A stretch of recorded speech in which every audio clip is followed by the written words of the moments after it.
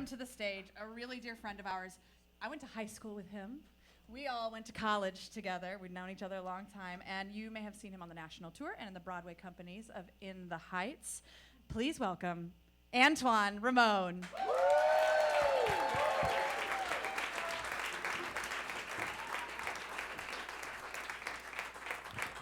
Good evening, everyone.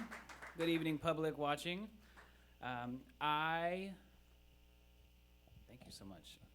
Let's give this man a round of applause, please. Thank you. So I'm here to speak. So please listen. As I look around the room, I am so pleased to see so many faces here in support of the CVTC. From the faces of those that work for the center, to those that have been so moved by the work done here to volunteer their time. My own connection to the CVTC is why I accepted the invitation to speak tonight. I am the face of a survivor of childhood sexual abuse. A face that has graduated from both high school and college, traveled around the world as a performer, worked on Broadway, and who was living a life greater than I ever knew I could. Each survivor's journey is different, and the impact of the abuse on their lives is just as different.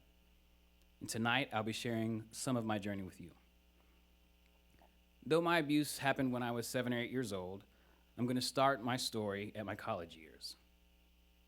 Once I got to college, I had the safety of distance from my family to embrace my homosexuality, and I found that it was easy to attract men. For years, men were just objects to me because I had very little emotional connection with any of them. Every now and then, I would meet someone that would get beyond the wall that I'd put up, but I always felt that I had to be in control of how much I gave of myself. Without truly sharing myself with someone, I could fool them into thinking that I was an open book, which would in turn endear them to me, causing them to get more attached.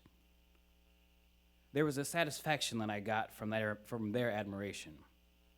For the majority of men that I met while in college, I truly saw them as objects, not anyone I was interested in a future with.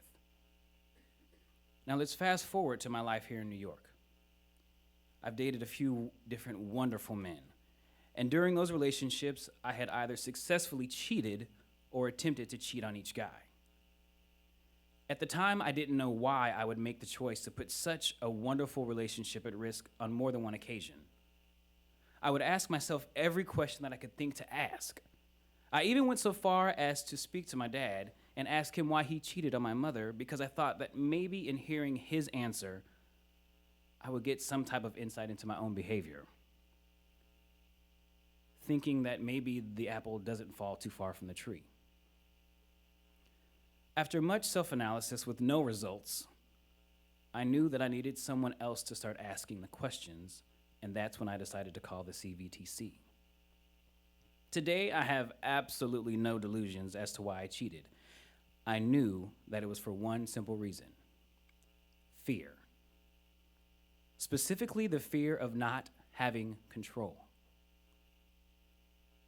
I had spent years conditioning my mind so that I would always be in control sexually, making sure that someone else would not take that control away from me again.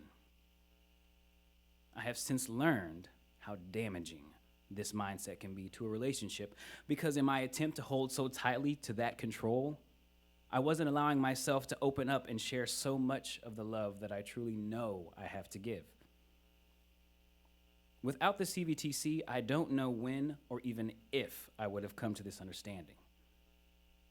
There are no words to express how grateful I am for the help that they have given me. I consider it a great responsibility and pleasure to speak tonight, because I believe and I know that by sharing my story, someone somewhere will not have to keep living in their own. Thank you.